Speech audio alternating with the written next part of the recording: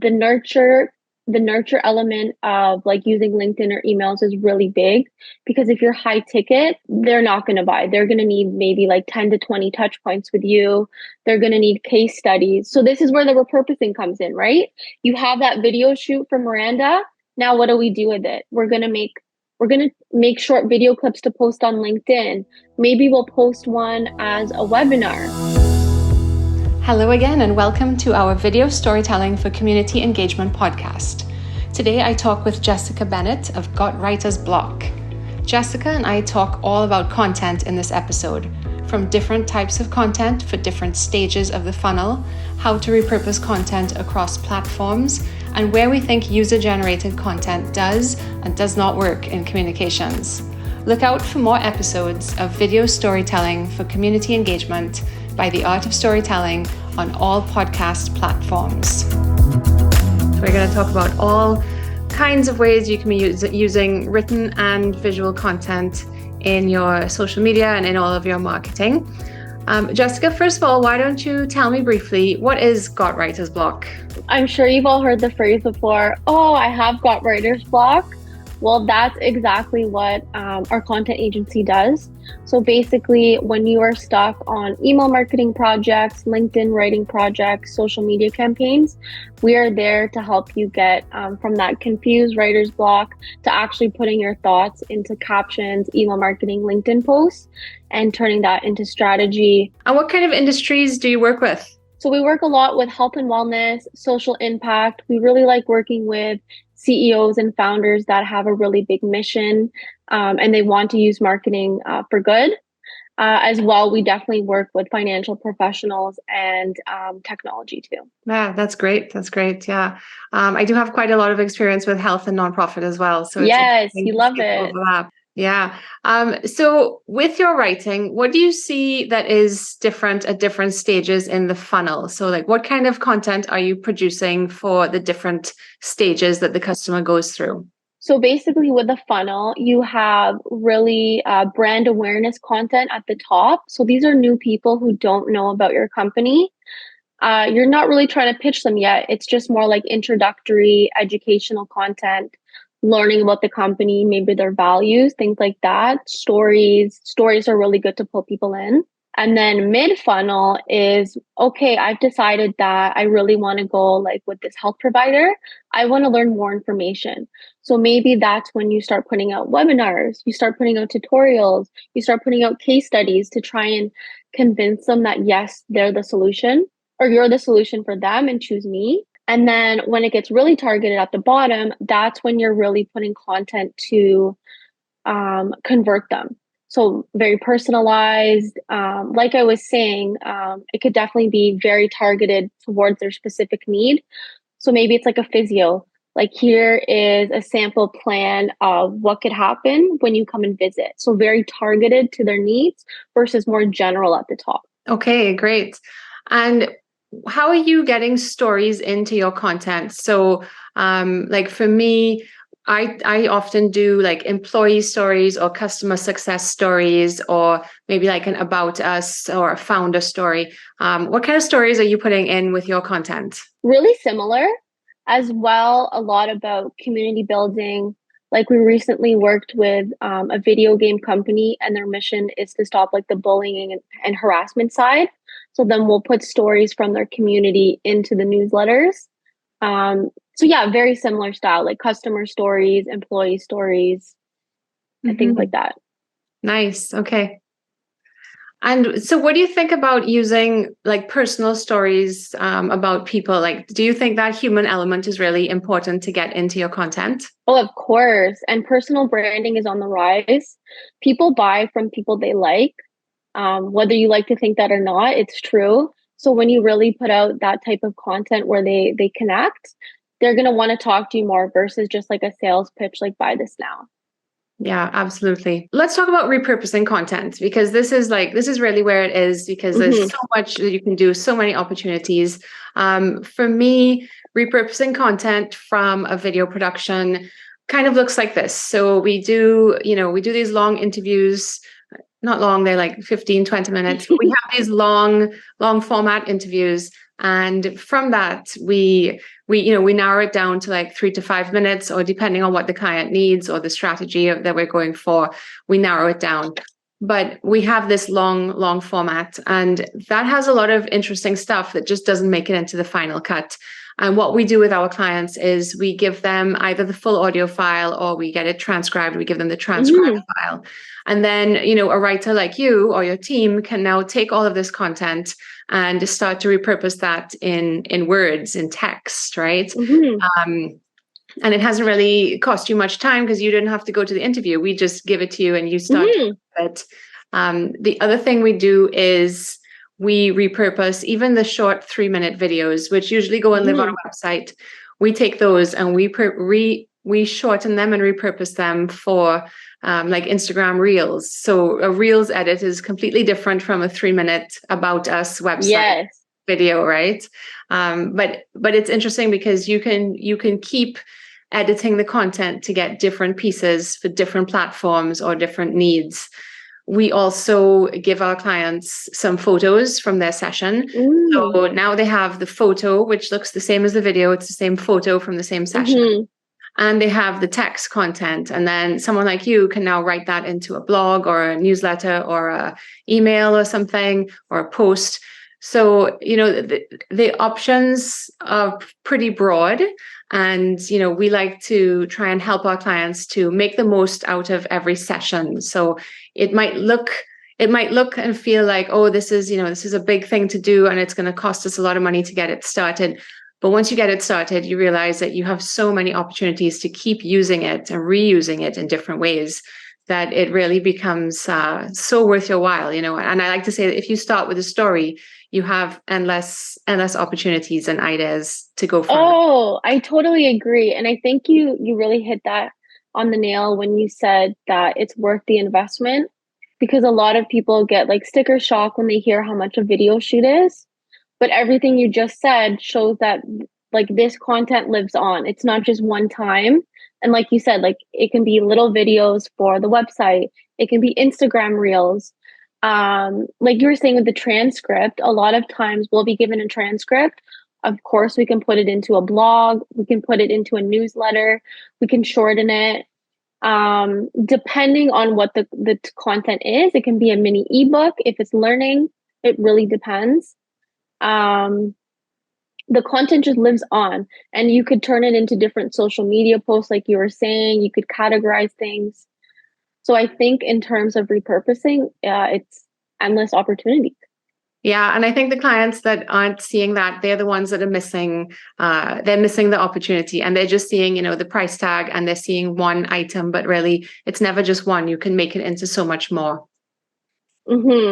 And then as well, if you're a corporate brand, really having that video element is really gonna, like, I think, elevate your profile and make you look that extra bit professional. So then you can attract those larger customers that you're looking for and also portray that really professional image. Yeah, absolutely. And I don't know if you do a lot of writing for people's websites, but Mm-hmm. you can tell when a website has been written in a professional way. Similarly with video. So like, I feel like on corporate websites, you need to have a professional video. Yes. So if you're a big company and you are making lots of money and charging clients lots of money, then you need to put your money where your mouth is, and you need to have a professional video the same way you'll have professional written content.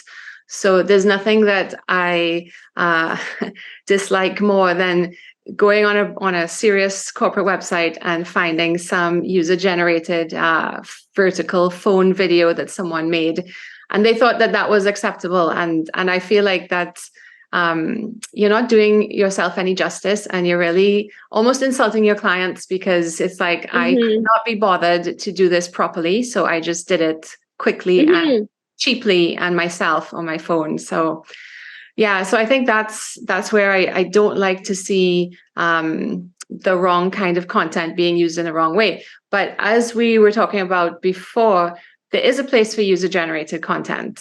I think you're right, but it's not on a corporate website, because like we're saying, that basically lowers your brand image.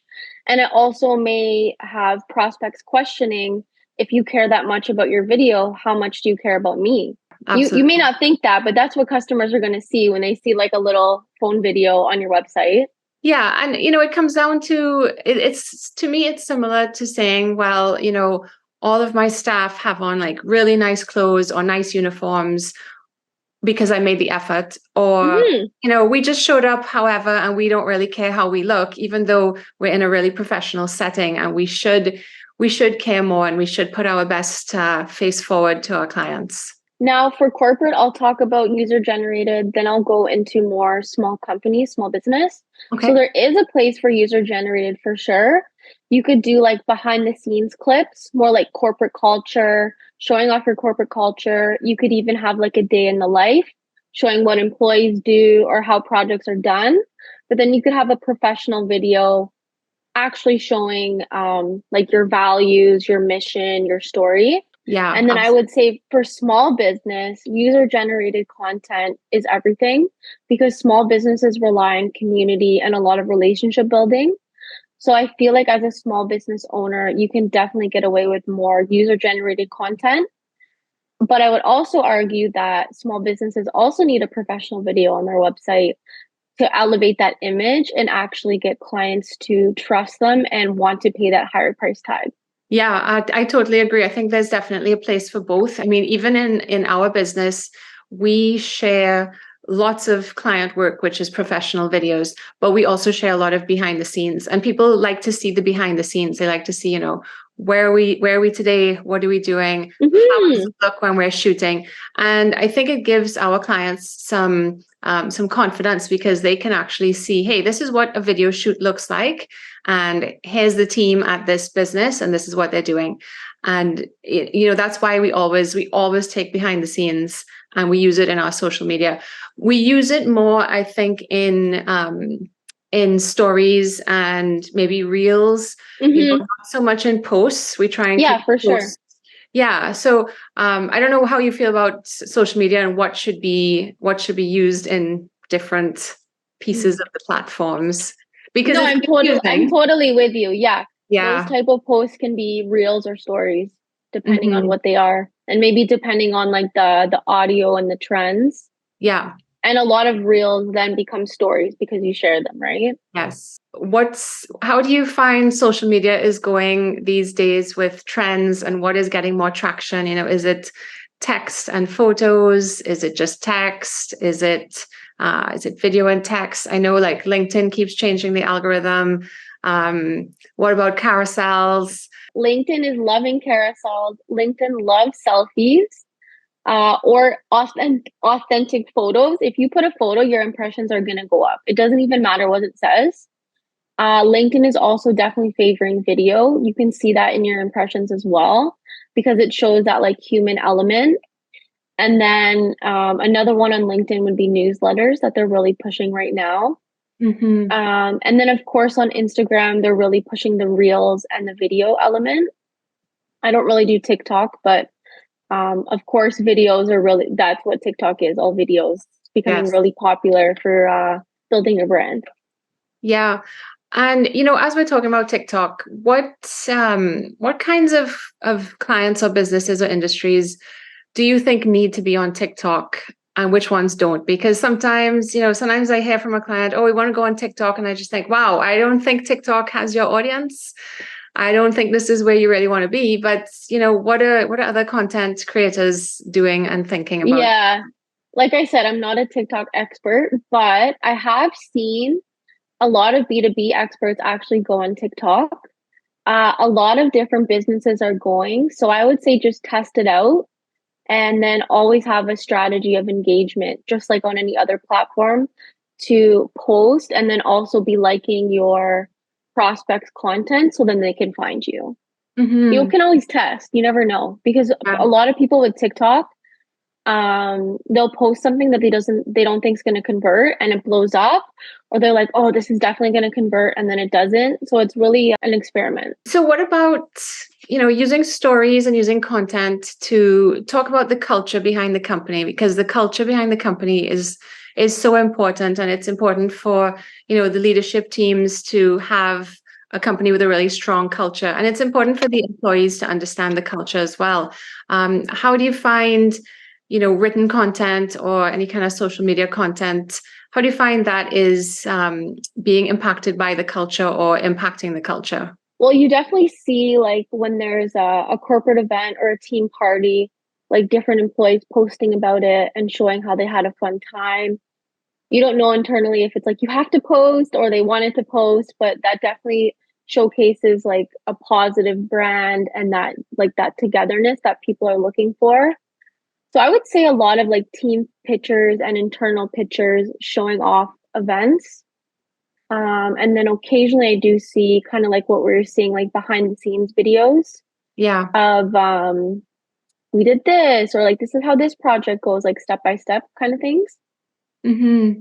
And do you have any tips on the frequency of posting to the platforms or the frequency of newsletters? Like people always ask, Mm-hmm. how much should I do? Is it too much? Is it not enough? If I do too many, people will unfollow me or unsubscribe. So what do you feel about that? And how do you advise your clients? Yeah. So in terms of posting, I would say it's better to be consistent than like post for 2 weeks than not. So it's really better to say, okay, I'm gonna post like Tuesday, Wednesday, Thursday every week, and every week be there so they know to look at you. You can post every day, that's great. You're gonna get more views, you're gonna get more engagement. But then if you stop, people are gonna wonder where you went. So I would say pick a schedule and stick to it as well. You want to be putting out the quality content versus just posting to post because you really want to bring people in, show your values, show your educational content, things like that. And then newsletters, I think weekly is good.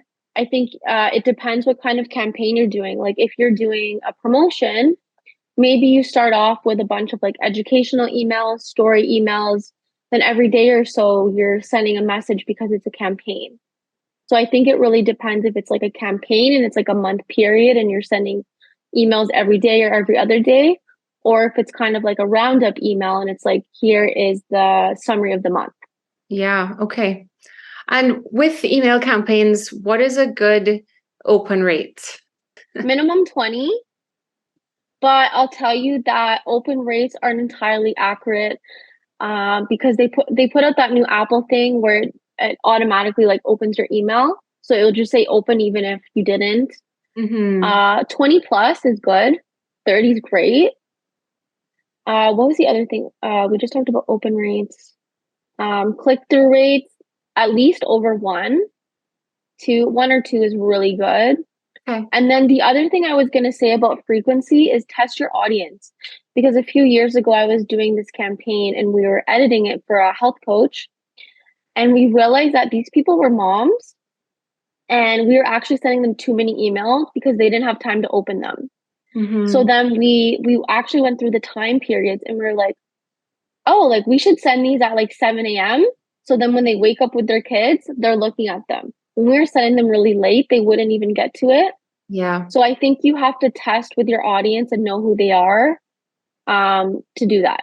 Yeah, and it takes time to get that data, right? Like you can't just spend Mm-hmm. 1 month or 2 months and then think, well, this was successful or not, because it takes a while to get those that kind of information coming back to you. Mm-hmm. And you can, of course, like you can Google like studies and stats. Say like when do healthcare professionals check their emails? Like I Mm, know there's stats on like Instagram of when like to post healthcare, when to post retail products. So you can definitely Google those stats and okay. then use them and then tweak. And okay, so what about B2B? I mean, B2B is kind of where I am, and I think that's where Mm-hmm. a lot of businesses are in the B2B area. Do you have any thoughts on, good content for B2B or the good strategies for B2B? Mm-hmm. So B2B is a longer game. So you need a really strong nurture strategy and presence.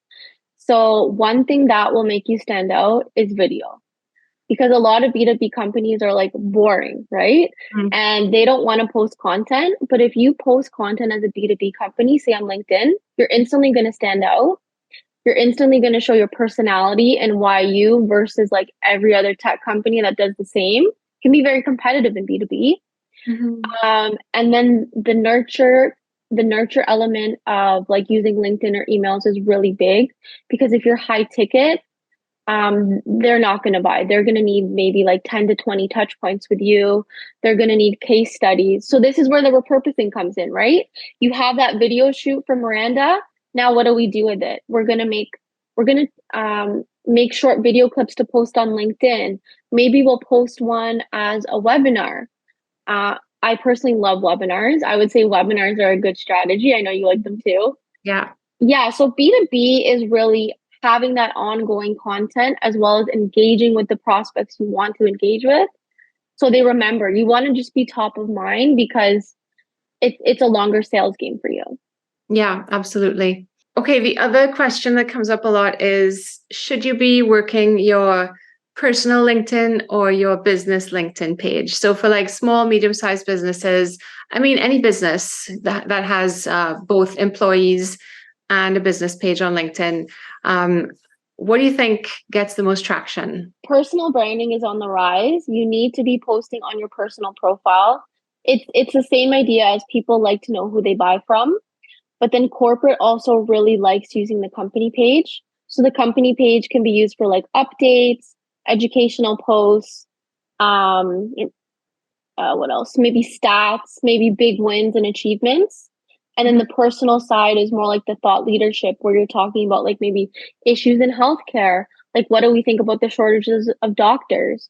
Or what do we think about different products? Versus the company page is more like educational, stats, employee based. And then the personal is more your feelings and thoughts about different things. Yeah, I think so too. I mean, like for me personally, my personal LinkedIn works a lot better. I get a lot more Yes. followers. You know, you can connect Yeah. with people so much easier. People don't always really want to follow your business page. No. So I find like the followers are less. And yeah, I think just working your personal LinkedIn is really working better for us at least. There is a new trend though. I may try it or I may tell clients to try it. It's basically turning your company page more into a publication, almost like a Reddit feed or like a magazine. So people want to engage in those articles and then they want to follow you to get those posts, to get the Okay. news. Right. So is that like sharing more articles on your business LinkedIn? But your articles from your company. Mm-hmm. Okay. Yeah, it's an interesting one. So Yeah. they will just pick like one topic. Maybe they want to talk about like healthcare content marketing, and that's all they talk about. Yeah. Or maybe they want to talk about AI and copywriting, and that's it. It's just very like niche, and then people want to follow for all those little updates. Mm-hmm. Yeah, there's lots of potential with LinkedIn. Hmm. Are you like a LinkedIn power user? Like, are you like I all the, love LinkedIn, and one of yeah? my favorite things that I'm going to start again is the LinkedIn Live. Yeah. Same as Facebook Live, Instagram Live, because when you go live, it pings all your users. Yeah. Versus when you post, only like 5 or 10% see your content. Yes. And I'm a really big fan of also using Sales Navigator to really filter and target your audience and find those clients that you're looking for who don't show up on your feed because you're not connected to them yet. Right. Yeah. Yeah. You like Sales Navigator too, right? I'm trying. Yeah. I'm trying to get a little more to grips with Sales Navigator. I might have to ask you some other questions another time about how to work. Yeah, yeah. Yeah. But for anyone that doesn't know why we like Sales Navigator, basically it has all these filters. So you could say like New York, Miami, the exact position of the person, like maybe it's director of marketing or sales that is the one that has the decision making power for video. Mm-hmm. And then you could choose the company size. So if you're like, oh, small companies don't really have a budget, we're going to go for companies 500 plus. And Right. then it like spits out a list and then you can know who to engage with. Yeah, I definitely need to try and spend a few more hours on. You were starting before, and I know it worked. You just got to go back in. It takes effort. Yeah, it is. It does work. When it works, it does work really well. Yeah. Okay, so last question. Do you have any like client success stories or any favorite client stories of some projects that you've done that you really liked and you really like brought some impact to the clients and their company? Mm-hmm. Yeah. So one of them that we worked with, it was a little while back, but it was an eco-friendly product company. So first of all, I love working with like the health and wellness and beauty space. and it was female owned. So that was really fun. And the reason that it was such a fun project was because myself and my team, we really got to work together. So she came to us with having like no brand presence. My team helped her with the email marketing, building out her campaign. So it started in the fall. And then basically we did like Black Friday, we did a winter sale, we did a Boxing Day sale. And we showed her that even with a small list, because they were engaged, you could get sales. If you know what to say and you know like how to do email marketing. Mm-hmm. And then from the brand presence side, the Instagram side, it really helped grow her account. Just because of like the brand imagery and basically bringing that brand to life. And it just goes to show that when you have like a brand strategy, email marketing, you don't need a big following to make money and to have an impact. Right. Yeah. And how do you start an email marketing campaign from scratch? Like if you have no followers, totally brand new, like where do you start to get these emails from? That's hard. Okay, so you can do a few things. I know on LinkedIn, when you have posts, sometimes people just at the bottom, I do this too. You can say subscribe to newsletter, and definitely people subscribe. People like to do freebies. So like you could say download my checklist and then get on the email list. Mm-hmm. And you could also do webinars. And then once they're on the webinar list, they're on your email list. That's when I used to do a lot. Mm-hmm. So I'd say those are three main ones. But basically, and then also on Instagram, you could do contests. I guess on any platform, but on Instagram, you could do a contest, say, put your email in, and then we'll choose a winner. Mm-hmm. But definitely collecting emails can be tricky. But you have to at least ask, otherwise you're not going to get emails. Yeah. Yeah. Or make it exclusive. Like you get on my list to get a promo code, things like that. Mm-hmm. Okay. Yeah. Mm-hmm. And like how do you make sure that you're being careful not to break any laws with spams? Right. So that's why you have to say like get on, like you're not just adding people, like get on my list, and then you have the form like first name, last name, and then they go into your email software. Yeah. Okay. Yeah, you need to be careful. Mm-hmm. And when you're doing your email campaigns with clients, are you sending the emails for them, like are you using like MailChimp or something? Mm-hmm. Yeah, so it depends. Some of them are tech savvy. A lot of them like to use MailerLite, MailChimp, or ActiveCampaign. What we'll do, so there's two ways. So sometimes we'll build them out templates, and then each time we'll just copy and paste the text in and the images. And then some of them are like, no, please do it for me. And then we'll actually insert it. We'll put the subject line, we'll schedule it. And then the other thing that you also have to think about is segmenting. So that's done before, but basically when you add certain people, what list do you want them to go? Like, do you want to be emailing your healthcare clients the same content as you email your financial clients? Mm-hmm. Or do you want like different segments? So you have to use that. And most of the time clients don't know how to do that. So we'll help them segment, which is really key. Yeah. And I guess like the sooner you start segmenting, the better, because if you just collect a whole set of email addresses and they're not segmented, then how do you go afterwards and start to segment? Yeah. Every single event, I make my own group, and it doesn't matter. So I'm just like, oh, this is from Staples. Okay, I'm going to email Staples people these things. Right. Oh, I went to a healthcare conference. This is here. So yeah, as soon as I put them in, I group them. Otherwise, you're going to forget. And then even, I think it's okay to have them all in one group for a while, because you can also see like click-through rates and opens. And maybe there's specific people who like really like specific topics. Then you can make a separate group for them. So it's not always segment right away, but you can learn. Mm-hmm. Always look at the data, always learn.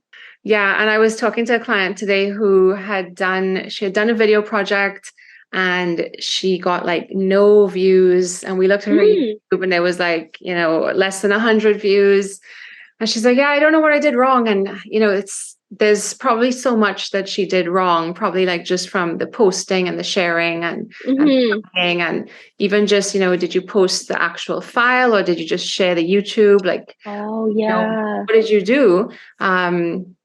Yeah. So it's, you have to look at the data, but you also have to know why the data is the way it is. Because sometimes it's just a mistake that was made. It doesn't mean that, your campaign or your project wasn't good. It just means somewhere somebody dropped the ball and made a mistake with something. And, and that's why you didn't get a lot of engagement. So yeah, you look at the data, but you also have to look at the context of how this data was generated. Yeah, I think that's really smart. And especially with YouTube, there's lots of optimization. So maybe things were missed. And like you're saying, maybe she didn't actually post the file. She posted the sharing link. Yeah. See, you need to know that. And that's why you work with a video expert. Yeah. It's only when you really start to ask these questions and dig a little bit deeper as to, okay, why did this previous project not work? That you find, where the little mistakes were made that the client doesn't know about. Yeah. The last thing I want to say is also think about learning styles. So there is a benefit of having video content for people that are like audio visual, but then there's also a benefit of having like blogs and emails because some people like reading. Yep. And then the podcast, maybe some people just like audio and listening. So having all the different formats and repurposing just helps you hit more clients. Absolutely. Yeah. And, we were at a women in business event, and one of the women, she wrote this wonderful book about women's health. And someone I was with said, oh, well, I don't really have time to sit down and read the book. Do you have it as an audiobook? Yeah. And she said, I had no idea that you could have audiobooks. Right now, okay, granted, she was, a senior and she just didn't know about the technology. Yeah. It was a thing, and she had just got this book, and the book was doing so well. And someone asked her for an audiobook, and she was like, "Wow, I had no idea. Let me go and look into that," because that's like a whole nother avenue that she hadn't even thought about. That could be, doing just as well as her actual printed book. Oh, that's all. Yeah, that's exactly what we're talking about. It's just a whole other audience. Yeah, and it's the same thing. It's the same content. You just have to now take that content and use it in a different way. Like, she doesn't have to write a second book. She just needs to get the book as an audiobook. And yeah, like I love audiobooks for the car if I'm commuting. Exactly. I just put them on. Yes. Well, I think we had a great discussion about so many different topics. I mean, we could talk about each of these topics for hours on end. But thank you so much for your time today. And I look forward to doing this again with you another time. Perfect. Thanks so much, Miranda. Take care.